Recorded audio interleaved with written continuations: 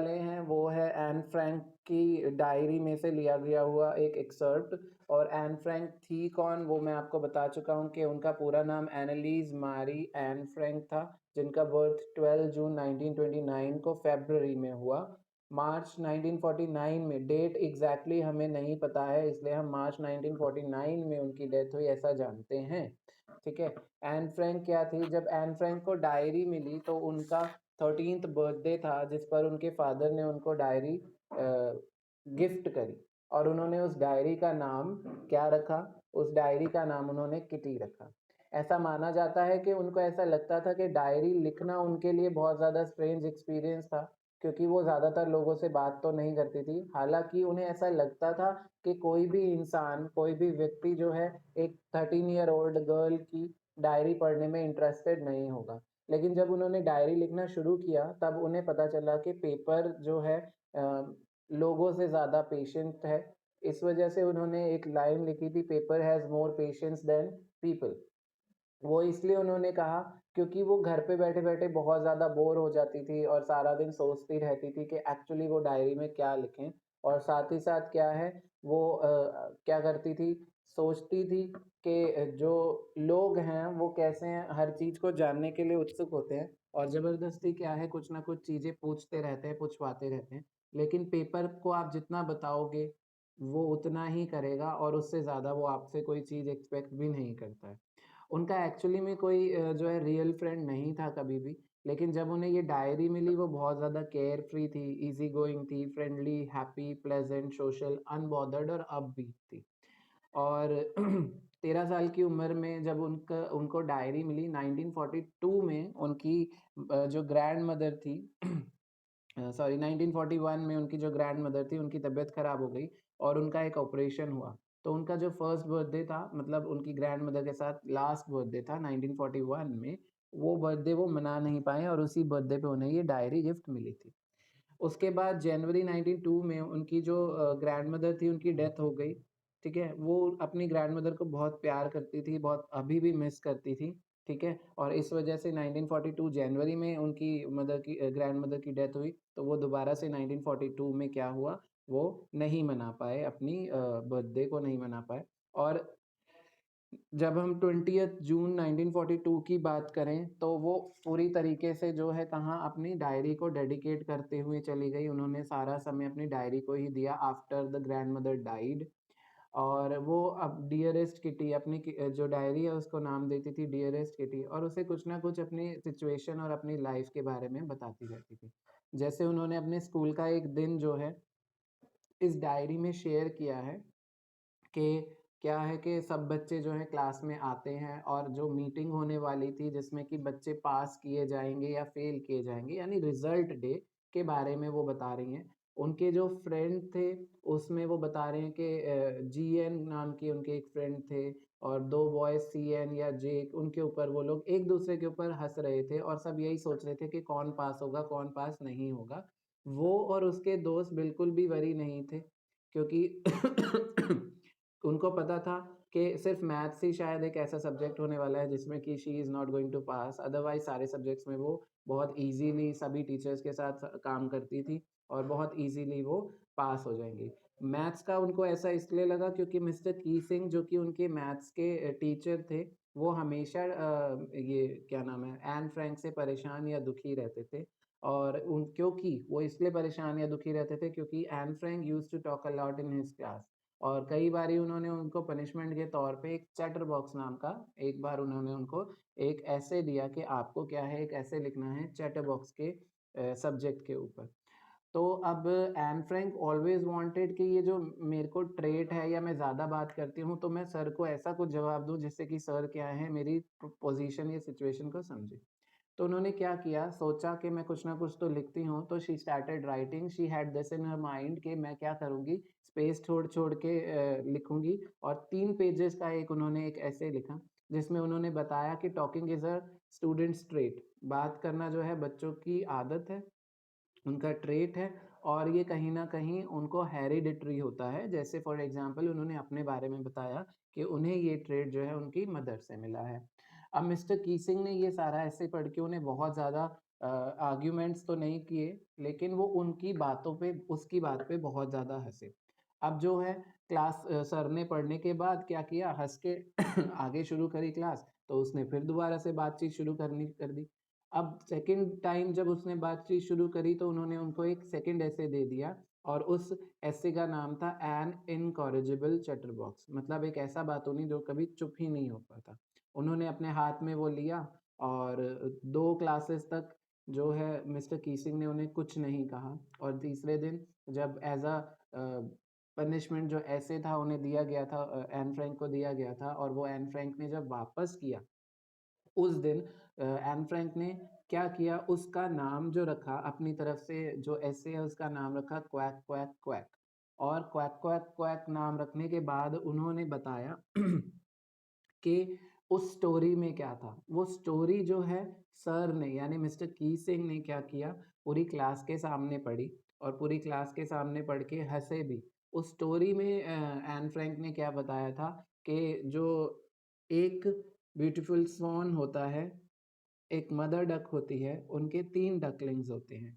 जो beautiful father sworn है वो क्या करता है, अपने बच्चों को चोंच मार-मार के मार देता है, मतलब उनको ख़त्म कर देता है, मर्डर कर देता है उनका, जस्ट बिकॉज़ वो बहुत ज़्यादा क्वैक क्वैक क्वैक करते हैं।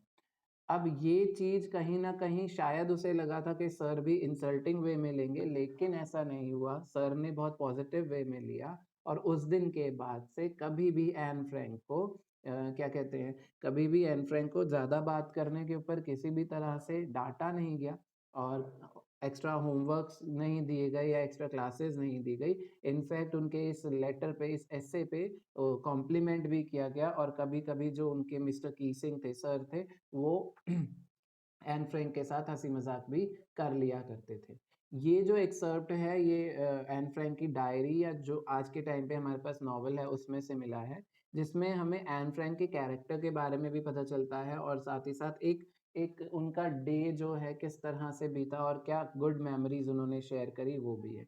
अब अगर मैं बुक से हट कर के एन फ्रैंक के ही बारे में दोबारा से बात करूँ, बुक में आपको सिर्फ़ 1 दिन का ये सिचुएशन बताई हुई है, 2 मतलब 2 से 3 चीज़ें हैं, जिसमें ये बताया हुआ है कि वो अपनी मदर को बहुत ज़्यादा प्यार करती थी, ग्रैंडमदर को बहुत ज़्यादा प्यार करती थी।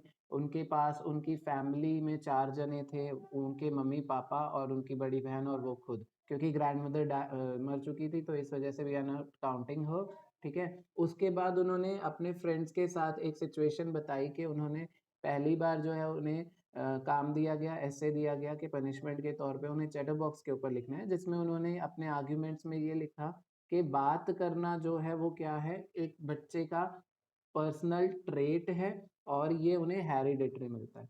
लेकिन जब दूसरी बार दोबारा से उन्हें दिया गया, तो उन्होंने एक पोएम के थ्रू, जिसका टॉपिक या नाम उन्होंने टाइटल दिया था क्वैक क्वैक क्वैक, और उसके थ्रू बताया कि किस तरह से एक फादर सॉन ने अपने डकलिंग्स को मार दिया था। ये तो उनकी चैप्टर से रिलेटेड बात थी। अगर हम एन फ्रैंक के कैरेक्टर की बात करें, तो she was very carefree, she was friendly, pleasant, social, unbothered, happy, easy going and upbeat. अब जब उन्होंने नॉर्मली शुरू किया था अपनी डायरी को लिखना, Anne Frank's life was not perfect. हालाँकि उनकी लाइफ बहुत ज़्यादा परफेक्ट नहीं थी, उनके कुछ खास फ्रेंड्स भी नहीं थे, लेकिन वो जूइश गर्ल थी जो कि नाज़ीज़ कंट्रोल एरिया में रह रही थी। नाज़ी वो लोग थे जो कि जर्मन के ही थे, जर्मनी पीपल या जर्मन पीपल थे, but she would be begging for it back in a few months, और कुछ महीनों बाद वो अपनी जो नॉट सो परफेक्ट लाइफ थी, उसके लिए परेशान हो गई कि उन्हें वो कब मिलेगी। वो कब मिलेगी, ऐसा हुआ क्योंकि हर family and another family who had a son Peter her age are forced into hiding into a secret room, क्योंकि उन्हें एक सीक्रेट रूम में छुपने के लिए भेज दिया गया था, क्योंकि वो ज्यूइश पीपल थे। और जैसे कि in the beginning I have told you कि वो ज्यूइश पीपल को वहाँ भेजा इसलिए गया था क्योंकि नाजीज जो थे, वो लोग क्या कर रहे थे, जूइश पीपल को इम्प्योर मानते थे और उनको मार रहे थे। मार भी कैसे रहे थे, कॉन्सेंट्रेशन कैंप्स में भेज दिया जाता था। उन कॉन्सेंट्रेशन कैंप्स में चारों तरफ से कोई विंडो नहीं होती थी, और चारों तरफ से वो बंद होता था, उसमें उन्हें भर दिया जाता था, स्टफ़ कर दिया जाता था, और वहाँ स्टफ़ होने के बाद क्या होता था कि उनको गैस, एक पॉइज़नस गैस वहाँ पे एमिट आउट की जाती थी, और उस पॉइज़नस गैस को ब्रीद करके वो मर जाते थे। And begins to change over that period of time, और जब वो हाइडिंग में थी तो वो बदलने लगी।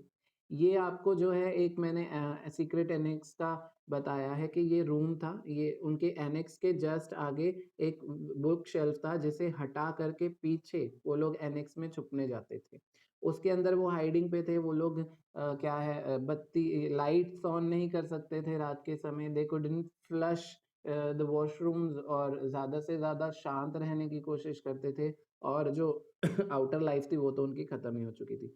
और जब ऐसा हुआ तो Anne Frank begins to feel sensitive, angry, anxious, afraid, miserable, isolated, closed off, लोगों से दूर हो गई थी वो, बिटर एंड बोर्ड। ठीक है। शी टेल्स किटी, पहले स्टार्टिंग में she use to tell everything which is good, now I don't want to have lived in vain like most people. उनकी ये सिचुएशन थी कि वो कहती थी कि मैं ऐसी दुख भरी जिंदगी नहीं जीना चाहती, I want to be useful. मैं उन लोगों के लिए जो मुझे जानते हैं चाहे नहीं जानते, सबके लिए यूजफुल होना चाहती हूँ, और मैं अपनी डेथ के बाद भी जीना चाहती हूँ। नोबडी न्यू कि उनकी जो ये फीलिंग थी ये जिंदा रहने वाली थी। जैसे कि आज हम उनको जिंदा रखते हैं, उनके बारे में बात करते हैं, उनके बारे में बात करके उनकी नॉवेल बहुत लोग पढ़ते हैं। ठीक है। No one can say how would they would handle such a situation, though the hiding hard in and Frank she was still hopeful and she never never give up. Hidings बहुत ज़्यादा मुश्किल थी। आप खुद सोचो कि इस समय हम लॉकडाउन में हैं और हमें अंदर रहने में भी कितनी प्रॉब्लम आ रही है।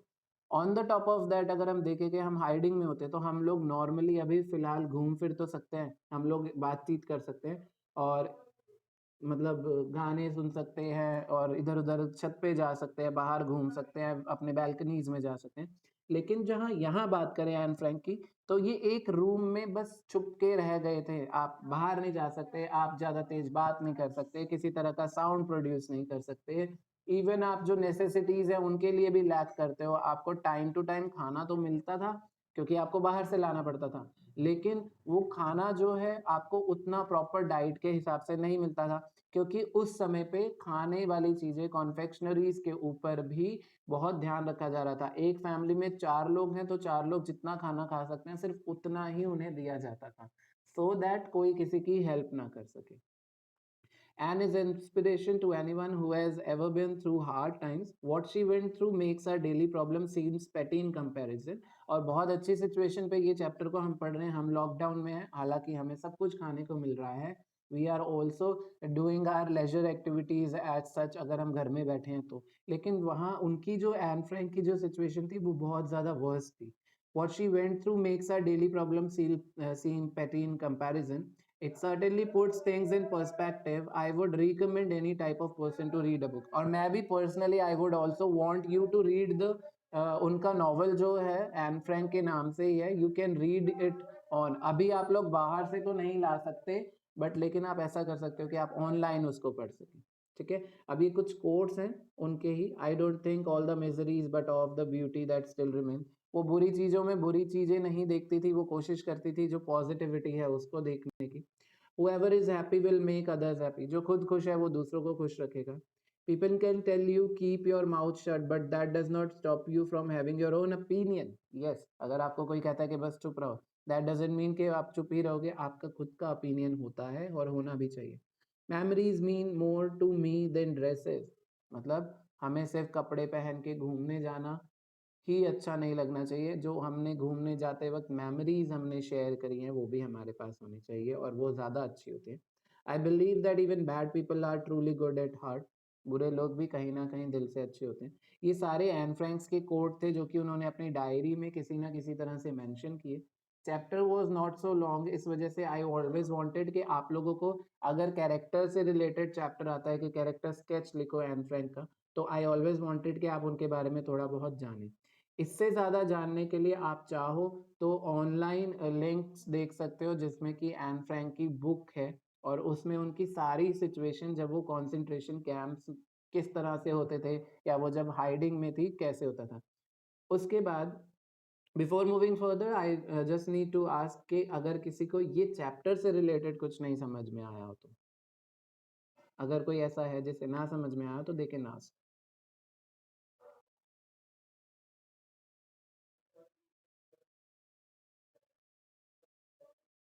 ओके, कोई नहीं बोल रहा, दैट मीन्स सबको समझ में आ गया। ठीक है। चैप्टर में सिर्फ और सिर्फ उनकी ग्रैंडमदर के बारे में, उनका वो chatter box, incorrigible chatter box, उनके फ्रेंड्स और जो पोएम उन्होंने लिखी अपनी फ्रेंड की मदद से, सिर्फ उसके बारे में है। You need to write that only and you will be confronted with the question same related to that. But as such अगर हम कैरेक्टर स्केच की बात करें तो वो मैंने यहाँ पे थोड़ा सा आपको एक्स्ट्रा में बताया कि वो कैसी थी बिफोर मीटिंग हर डायरी और before getting diary, before writing the diary, and then when she was into hiding वो डायरी में कैसी चीजें लिखती थी, वो सब मैंने आपको बताया। उसके बाद जो अगर हम बात करें हाइडिंग्स की, तो हाइडिंग में जब वो थी, एक सिचुएशन ऐसी थी कि शी वाज वेरी केयरलेस, ठीक है, लेकिन बाद में जाकर के वो बहुत ज्यादा परेशान हो गई थी और वो कुछ 2 से 3 साल उस हाइडिंग में रही। उनके फैमिली मेंबर सब की डेथ हो चुकी थी, बस उनके फादर बचे थे और उनकी खुद की बड़ी सिस्टर भी, she died in hidings only. और जब वो बाहर निकले या बाहर आए तो after some month she also died, because वो उस हाइडिंग में जब रह रही थी तो उन्हें कुछ कंटेजियस लंग्स डिजीज हो गया था जिसकी वजह से शी डाइड। एंड उनकी डायरी जो थी वो हाइडिंग में ही रह गई थी, तो उनके फादर ने वो ढूंढी और फिर वो पब्लिश कराई, और जिसकी वजह से आज हम जानते हैं कि किस तरह से उस समय के लोग जो कि जूइश थे, नाजीज कल्चर में किस तरह से डोमिनेट किए जाते थे और उस डोमिनेशन को किस तरह से कुछ लोगों ने सर्वाइव किया और उनकी कितनी बैड कंडीशन थी उस समय पे। ठीक है, this was all your chapter.